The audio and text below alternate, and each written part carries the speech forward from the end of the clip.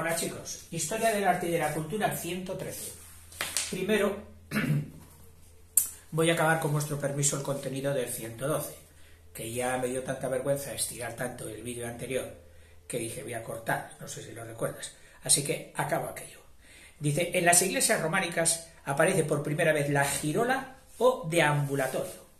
Cuando en una iglesia no solo estaba la nave principal, sino que había naves secundarias, esta, lógicamente, daba el ábside, bueno, pasando por el crucero, etc.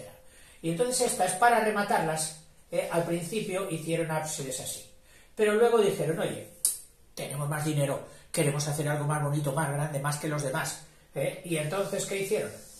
Pues hicieron esto así, y hicieron un trascoro. Es decir, aquí estaba el ábside con el altar central, donde se hacían los oficios litúrgicos, y por detrás, que no estaba a la vista del gran público, había una girola, es decir, que servía para girar. Y esta girola a su vez estaba llena de capillas, de capillas que quizás y seguramente por el exterior tenían sus absidiolas, dando a todo esto una magnificencia realmente impresionante.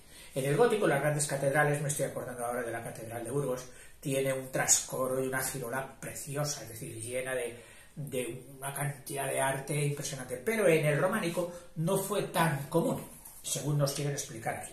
También se llamaba deambulatorio. Ambular es andar y deambular pues es transitar.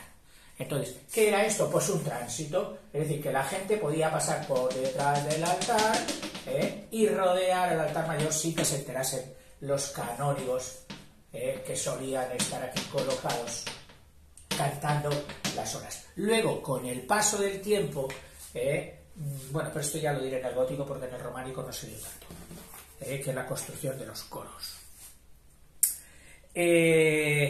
Dice, estaba formada la girola por la prolongación de las naves laterales. Al prolongarse las naves laterales, pues daban a la girola semicircular o poligonal a veces. Poligonal.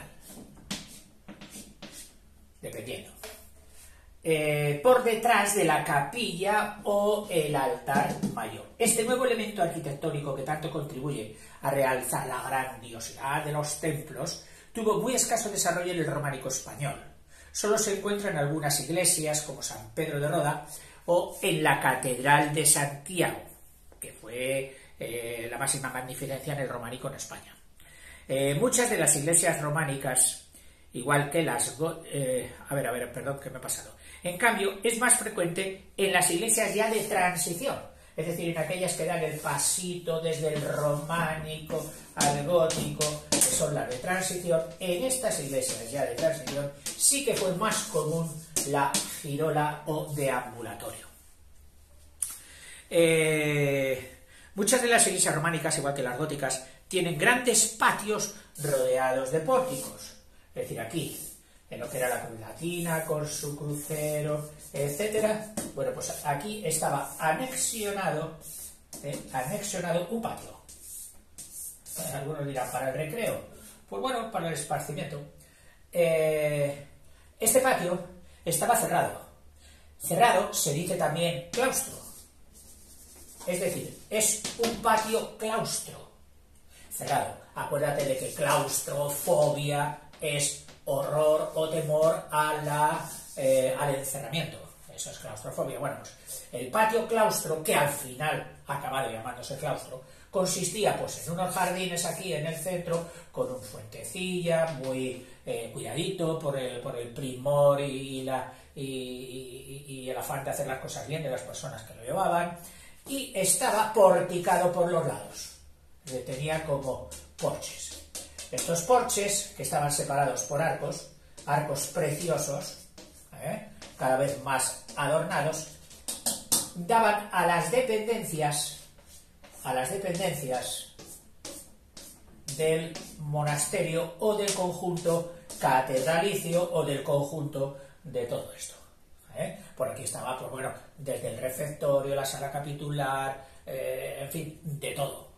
de todas las dependencias que suele tener una administración y el desarrollo de una vida religiosa en la Iglesia Católica. Dice, en los monasterios el claustro ocupa el centro del edificio, sirviendo de enlace entre la iglesia,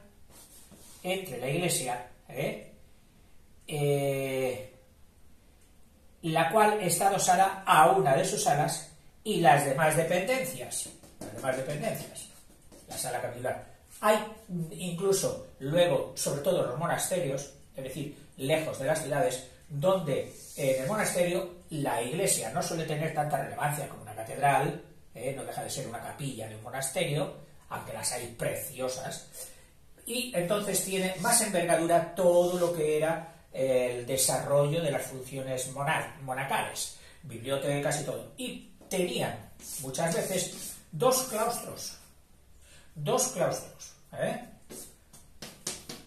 uno y otro. Y posiblemente en arte nunca puedes cerrar la puerta y decir, ya no más. A lo mejor te encuentras alguno con que tuviera dos. Lo cierto es que si vas viendo monasterios de España o del resto de Europa, disfrutarás muchísimo con estos claustros. Son unos lugares preciosos, unos recintos llenos de intimidad, llenos de sensibilidad. Acordaos del famoso soneto de Gerardo Diego al ciprés de Silos, que es uno de los monasterios que vamos a mencionar aquí, cuyo claustro en el centro hay un ciprés enorme al que Gerardo Diego dice ese soneto famoso. Bueno, sigo. Sirviendo de la sala capitular, biblioteca, refectorio, cocina, que se abren en las tres alas restantes, que se abren pues en esta y en esta. En fin. Principales monumentos románicos fuera de España. Es decir, lógicamente este libro está centrado pues en España y no obstante no quiere obviar los nombres y los lugares importantes del resto de Europa. Y aquí nos hace una pequeña reseña que voy a ver si te la voy a ti. Abundan en toda la Europa occidental. En la Europa occidental, ya dijimos, de Italia para occidente hasta Inglaterra y bajando por el sur hasta España. Abundan todas. En Francia están casi todas situadas al sur del Loire. Francia, que ya sabes que es un país, digamos así, tiene un río que nace por aquí y pega la vuelta. Bueno, pues este es el río Loira, o Loire, y al sur del Loire están por aquí colocadas principalmente el románico. Cuando la peregrinación de Europa entraba de todos lados buscando los Pirineos, casi todos venían a parar aquí a la Occitania.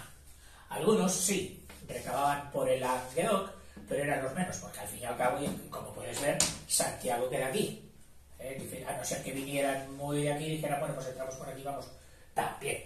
Pero casi todos pasaban por Occitania, así que el románico ahí se dio con mucha importancia. Dice, situada, siendo los más notables las catedrales de Angulema, es decir, vamos a poner Francia, catedrales de Angulema. Estamos con grandes obras del románico, y si te las cito aquí es que deben ser espectaculares. Clermont.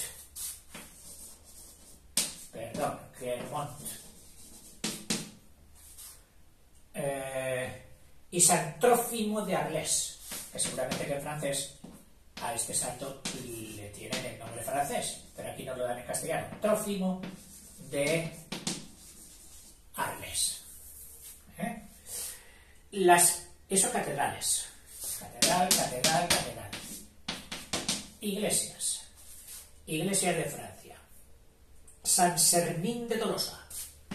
San Sermín de Tolosa, en francés Toulouse. Nuestra Señora de Poitiers. Iglesia también. Nuestra Señora de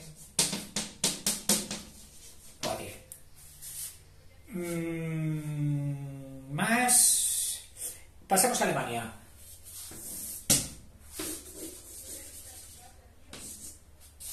En Alemania, las mejores iglesias románicas están en la región del Rin, ese gran río que atraviesa Alemania de sur a norte, descuidando las catedrales de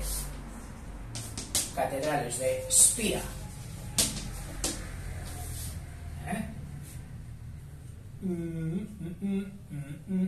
Worms, Catedral de Worms y Maguncia.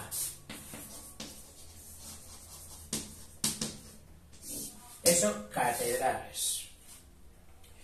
Y pasa a Italia. Italia, que tuvo un especial anclaje en el románico. Si bien su románico es especial, enseguida se reconoce el románico italiano del resto de Europa, persistió mucho más en él.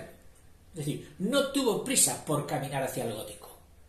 En Italia, como ya veremos, hay gótico, pero no fue explosivo, no fue arrollador, porque la fuerza del románico siguió hasta bien entrada, casi en el periodo del Renacimiento, se seguía construyendo en románico, en Italia.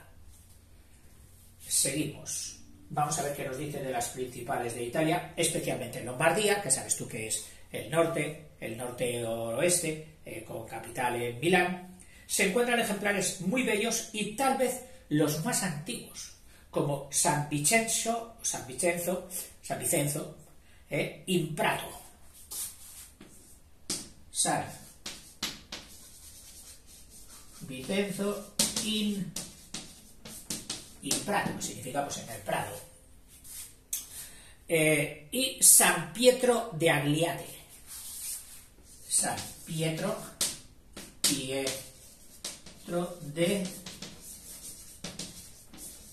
Agliate. Además, en otras, como las catedrales de Parma, Pisa y Salerno. O sea, esto eran iglesias y ahora catedrales de Parma, Pisa, que tiene el baptisterio al lado, que es la famosa torre inclinada de Pisa. Pisa y Salerno, ha dicho, ¿verdad? Sí. Salerno, que me suena, casi seguro que está en Sicilia. Sicilia, que es un museo de todos los artes, es fabulosa. Ahí puedes ver de todo. Sigo. Y otras muchas iglesias y monasterios de Sicilia, ¿lo ves? De Sicilia. Entre los que descuella el de Monreal. O sea, especial importancia en la isla de Sicilia, entre los que descuella el monasterio de Monreale. El monasterio de Monreale. Eso, sin T. Estaba mirando si llevaba T ahí, después de la N, que suele llevarlo, porque viene de monte. En Inglaterra, donde este arte fue llevado por los normandos, los del norte, del noroeste de Francia, en su comunicación a través del Canal de la Mancha, pues llevaron este arte también. Se destaca la iglesia de San Albano, o sea, en Gran Bretaña, destaca, llevado el arte por los normandos, destaca San Albano en Escocia. Está en Gran Bretaña también, claro. Y ahora viene el arte románico en España propiamente dicho.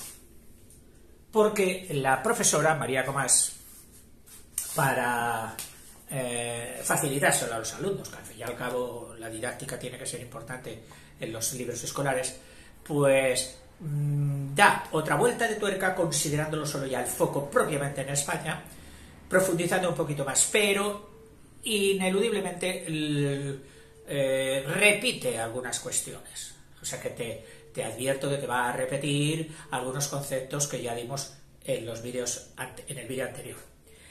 Dice, el arte románico en España. Introducción y desarrollo en el arte románico, es decir, cómo se introdujo. El arte prerrománico hispano, que te recuerdas que era el ramirense asturiano y el mozárabe, quedó pronto ahogado por las influencias extranjeras. Sí, quedó como colapsado. Oh, es que ahora hay un nuevo arte, que a lo mejor ni siquiera lo llamaban románico, porque estos nombres suelen venir a posteriori, con la perspectiva que da el paso del tiempo. Dice así, pues aquello fue un arte que apareció con las lenguas romances, vamos a llamar románico. Sigo. Que introdujeron en España el nuevo estilo europeo, el románico. Este arte nuevo, importado de Europa, lo introdujeron en nuestro país los monjes cluniacenses, que ya lo habíamos dicho, los peregrinos que venían a Santiago, las reinas extranjeras, porque daban donativos para expiar sus pecados, etcétera, y para que se construyeran ermitas y hogares y monasterios para los peregrinos. Es decir, fueron una especie de mujeres pías, piadosas, para socorrer al peregrino y a la peregrinación. Entonces, en esas donaciones contribuyeron a extender el románico en España. Y por eso, cuando entramos en alguna de estas iglesias, y si tienes un speaker, iba a decir, ¿cómo se dice? Cicerone, que te vaya explicando todo, alude muchas veces a, miren, esta capilla fue donación de la reina tal, o de la princesa, o de esto. Curioso, hecho por donaciones. Dice, los peregrinos, las reinas y otros, que hasta ahora no los hemos citado, que también introdujeron este arte en España. ¿Quiénes? Los mercaderes extranjeros, pero pásmate, porque dice principalmente sirios y griegos, principalmente. O sea, mercaderes extranjeros. Introdujeron también el arte románico en España. Representa más que una evolución, es decir, que más que un seguimiento del ramirense y del mozárabe, que dijéramos han ido cambiando y ha dado el románico. No. Hubo ahí parón y cuenta nueva. O sea que esto fue no una evolución, que podía haber sido, sino una revolución. ¿Vale? Y en revolución tenemos que meter también el factor velocidad de expansión, con que se expandió.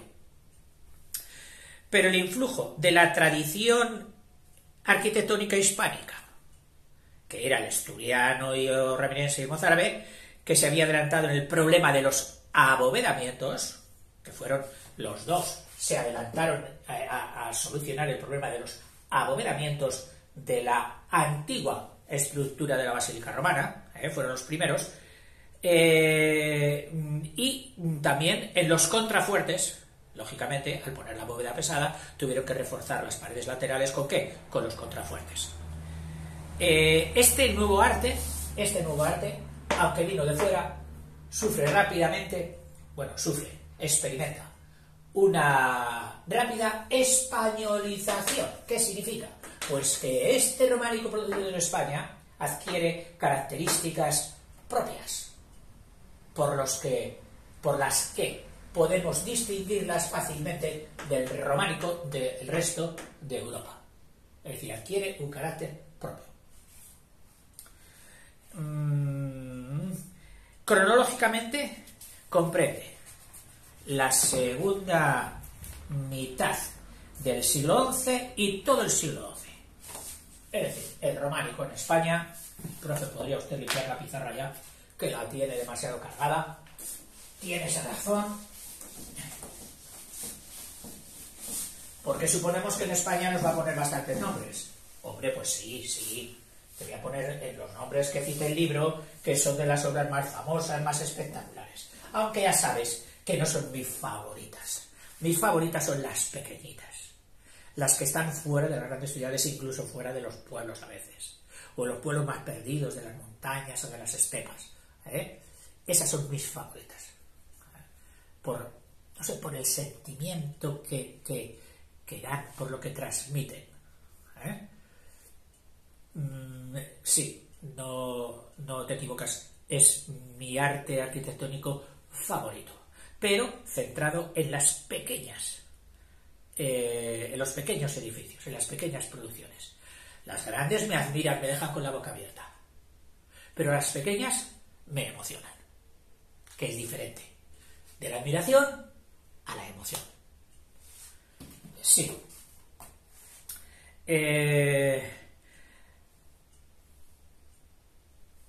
A ver. Su problema, el de siempre, que se pierde en el libro.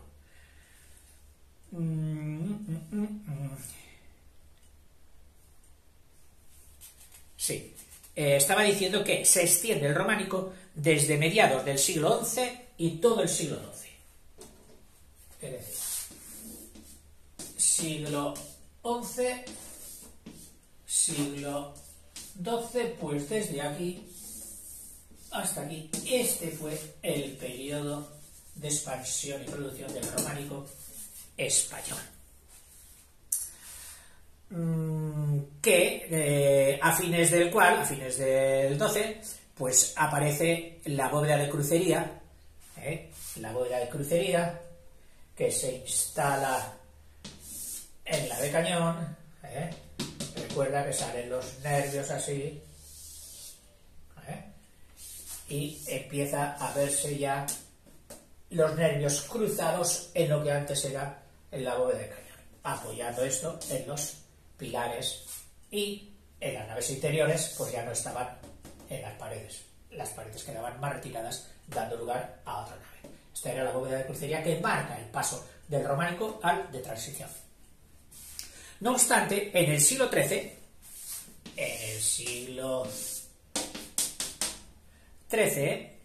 aún se construyen edificios románicos puros, y todavía en los siglos XIV y XV perdura. En el siglo XIV y XV, a ver sus números romanos, 14, 10 más 4, y 15, perdura, especialmente, ¿dónde dirás? En Galicia. Galicia es curioso porque cuando vas, lo primero que te encuentras es el barroco. Barroco de granito por toda Galicia, impresionante. Ni la misma Catedral de Santiago se salvó del barroco, porque para preservar precisamente el pórtico de la Gloria, que luego van a hablar de él, pues hicieron toda una fachada, esa de que hizo el arquitecto, el maestro Casas Novoa, en barroco, y por eso hoy la fachada del Obradoiro de la Catedral de Santiago es barroca. Sin embargo, todo el interior, el grueso y toda la estructura y todo, es románica. Y se estudia como iglesia románica, a pesar de tener un fachadón impresionante que es barroco. Bueno, pues a ver por dónde iba yo. Sí, que se centró ahí y se preparó para asistir al barroco, pero pasó de puntillas por el gótico. Yo gótico en Galicia, ya lo veremos, espero, no he visto mucho. He visto románico y he visto barroco, mucho. Pero gótico no. Es decir, que mientras el gótico fructificaba en toda España, aquí en Galicia siguieron con el románico y pasaron directamente ya como saltando, como en un bypass, saltando desde el románico al barroco. El área geográfica del románico, pues es toda la España cristiana, lógicamente. O sea, todo el territorio reconquistado hasta mediados del siglo XIII. En Galicia se encuentra el edificio cumbre, la Catedral de Santiago, que es precisamente, o está hecha desde los siglos XI al XIII. 11 al 13. Oiga, ¿y tanto tardaron? No, es que era un continuo obrar, y llegaban los peregrinos, daban nuevas limosnas y los proyectos iban ensanchando, y a lo mejor incluso se derivaban unas cosas que empezaban a no gustarles para hacer otras mejores y más bonitas, porque había dinero por la llegada de las peregrinaciones. Modelo de los principales templos de la región, o sea, se constituyó también como modelo, vamos a hacer esto como lo de Santiago. Empezó las obras el maestro Bernardo, Santiago de Compostela. Empezó las obras el maestro, que entonces a los arquitectos se les llamaba maestro, que no, maestro Bernardo, que la empezó, fue el principal iniciador, y las dirigió a fines del siglo XIII. Perdón, y las dirigió a fines del siglo XIII el insigne maestro Mateo, que este hay que ponerle con letras mayúsculas. ¿Por qué? Porque es ni más ni menos el que esculpió, diseñó y esculpió todas las imágenes del famoso Pórtico de la Gloria, que dice es, y además aquí sin empacho y sin duda ninguna, María Comás dice que es la joya más valiosa del románico español. Caramba. O sea, cuando vayas a Santiago, no dejes de ver el Pórtico de la Gloria del maestro Mateo, porque dice que es la obra más valiosa. Y fue tan cotizada, tan respetada, tan admirada, que hay quien opina que todo el fachadón que te he dicho barroco que se construyó delante de la catedral, claro, asociado con la catedral, fue con la intención de preservar de la intemperie el Pórtico de la Gloria. Impresionante.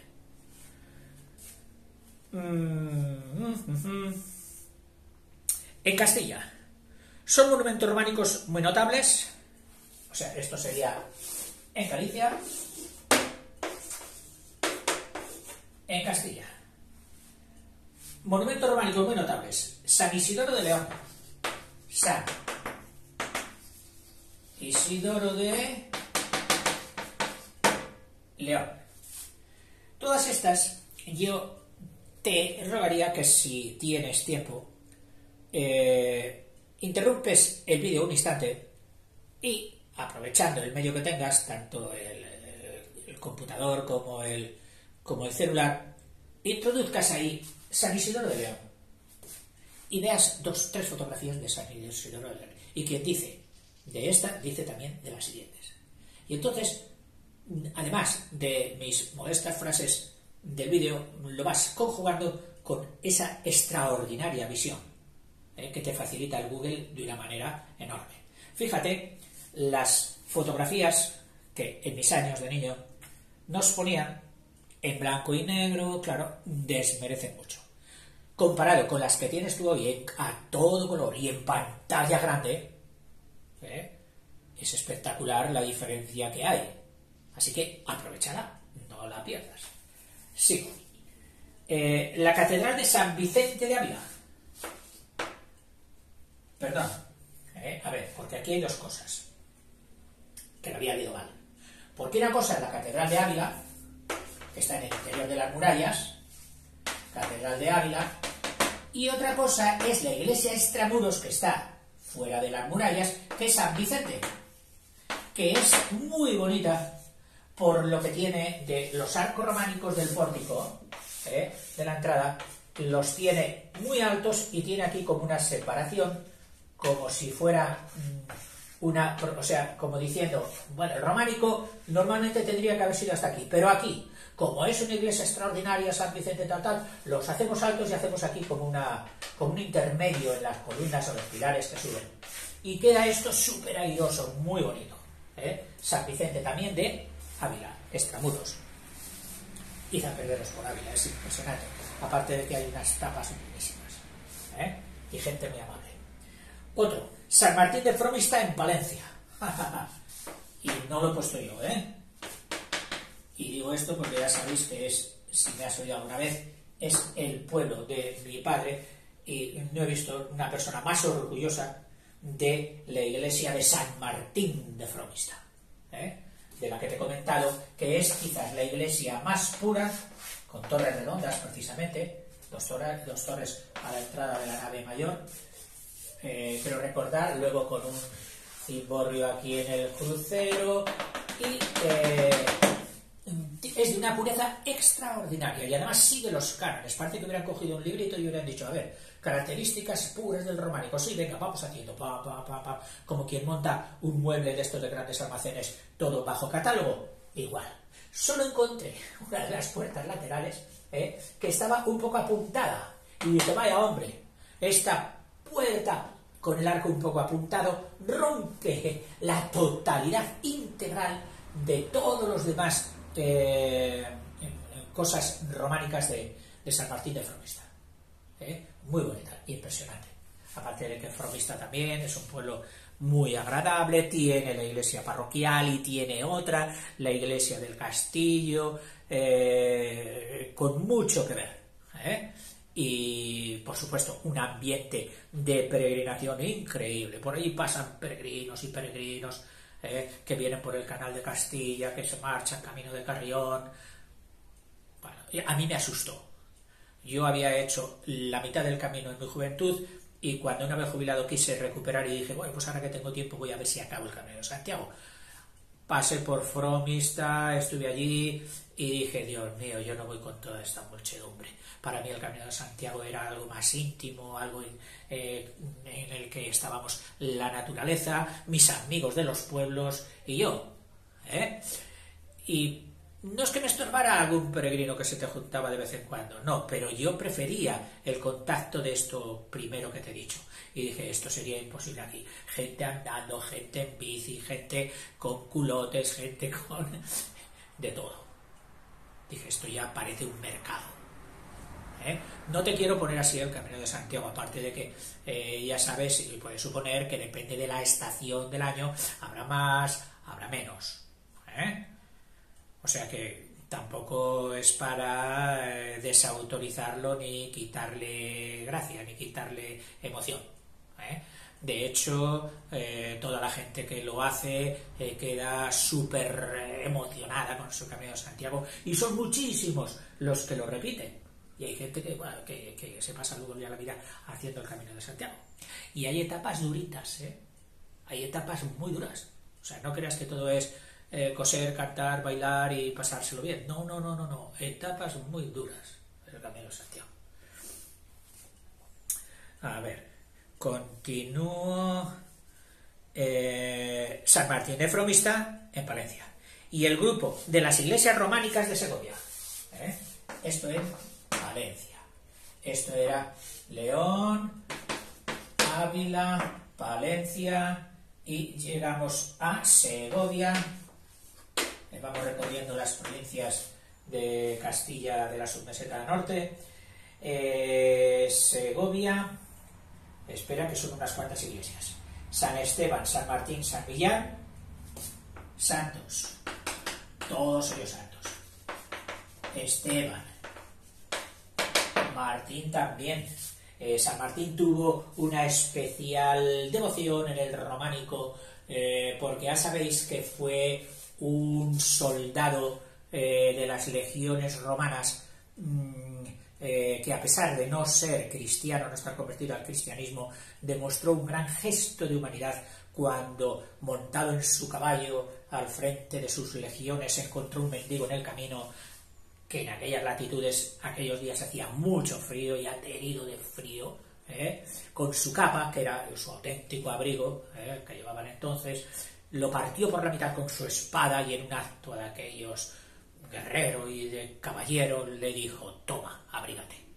Y esos gestos, esas imágenes, llenaban de emoción a la sencilla gente de la Edad Media, por lo que tuvo muchas iglesias y mucha gente a la que pusieron Martín, no digamos, pero luego venían todos los hijos de Martín, que eran los Martínez, que es uno de los apellidos pues más llevados en el patronímico castellano, en el patronímico español. En fin, y está extendida su devoción por toda la cristiandad, pero en España mucho. O sea que aquí San Martín, San Millán, también en Segovia, la iglesia de San Millán, y San Juan de los Caballeros, San Juan. Pero como había muchas iglesias de San Juan por toda España, casi siempre que se cita San Juan se le añade un nombre a continuación como un apellido. Este era San Juan de los Caballeros, que luego, a lo mejor se llamó de los Caballeros luego porque, ya sabéis que San Juan fue una de las congregaciones guerreras,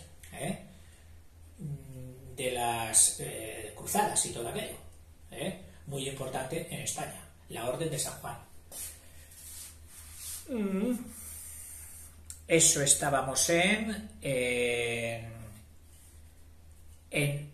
Segovia, ¿eh? La del Alcázar, la del acueducto, etcétera. Además de ver el Alcázar y el acueducto, pues puedes dar un repaso a todas estas iglesias románicas. Que estas, las de Segovia, están bordeadas por unas galerías o pórticos exteriores, es decir, que además de la iglesia, estaban bordeadas por unas galerías o pórticos exteriores, con arcos, muy interesantes. El frío de la zona obligaba, de alguna manera, a preservar de la intemperie al edificio, poniéndole por delante unos parapetos, aunque estaban arqueados, es decir, con arcadas, y también para defender y para cobijarse la asistencia de los fieles. Por muchos días de lluvia y de frío, no era lo mismo salir del templo y encontrarte que salir del templo y encontrarte con cierto abrigaño, que llaman, para salirte luego con más fuerza ya a la calle a pasar frío. Solo os digo que una vez que se me ocurrió bajar desde Guadarrama hasta Segovia, en mis tiempos de juventud, y digo, me voy andando, que no hay tantos kilómetros.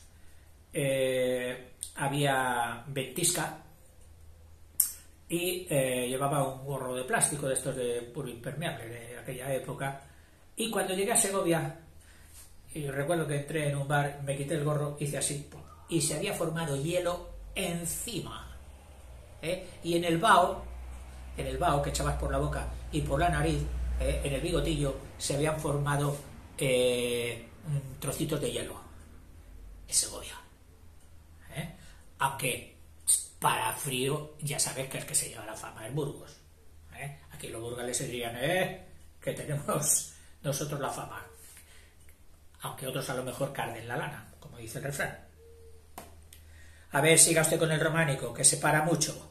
Sigo. San Vicente de Ávila, vale. En Soria, en la tierra soriana, una tierra de las más altas. Santo Domingo, precioso. Tiene una porticada, alucinada, que te quedas. Y luego tiene un friso arriba de estatuas enorme. Y otra muy más pequeña, pero quizás por eso más emotiva, que era San Pedro Extramuros. Hoy en Soria ya no quedan murallas visibles, quedarán algunos restos. Pero bueno, aquella iglesia que ha sido en sus días fuera de las murallas se iba llamando Pedro Extramuros. Y fue curioso porque el día que la visité estaba enseñándola un anciano que me impactó mucho, que fuera un antiguo pastor de trashumancia.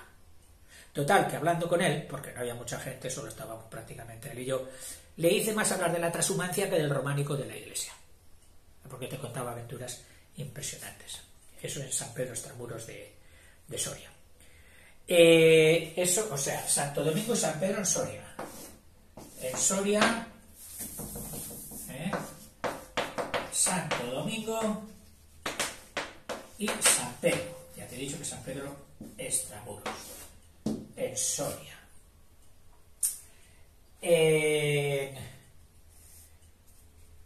A ver, ¿de Ávila he pasado ya? Bueno, sí, de Ávila, claro. De Ávila he visto estas. Están Ávila, Palencia, Segovia, Soria, ahora en Salamanca, la gran Salamanca, con su catedral vieja, porque tiene dos, de las pocas ciudades que pueden contar dentro del casco urbano con dos catedrales, la catedral vieja de Salamanca, y luego ya pasando a Aragón, que era Castilla, pasando a Aragón,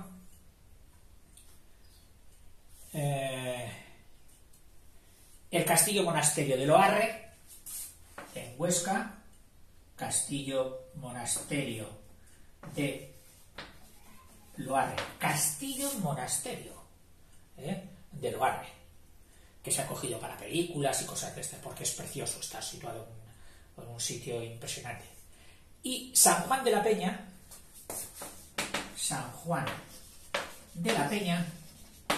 que tiene de los registros más antiguos del románico español, y la Catedral de Jaca. Y esta es, señores, si yo tuviera que poner dos monumentos románicos en España, así de primerísima magnitud, pondría la Catedral de Santiago y la Catedral de Jaca. La Catedral de Jaca, que por estar en primera línea de la influencia de la entrada de los peregrinos y también de las invasiones, pues recibió antes que nadie las influencias cluniacenses y empezó a formarse ahí el románico. Muy curioso, la Catedral de Jaca. Tiene unas formas románicas, pero que se las ve muy antiguas. O sea, cuando el románico todavía entraba, pero no tenía las cosas claras, por así decirlo. Pero ya era románico. Más. Bueno, voy a parar un poquito porque queda todavía bastante. Ahora entraremos en el Aragón catalán. Y ahí abundan muchos monasterios y iglesias románicas que citaremos, ¿de acuerdo? Aparte de que María Gómez, que era catalana, pues trata con un poquito de preferencia a su tierra, arrimando un poquito el ascua a su sardina. Bueno, chicos, hasta aquí hemos llegado, espero que os haya distraído un ratillo. Venga, hasta ahora.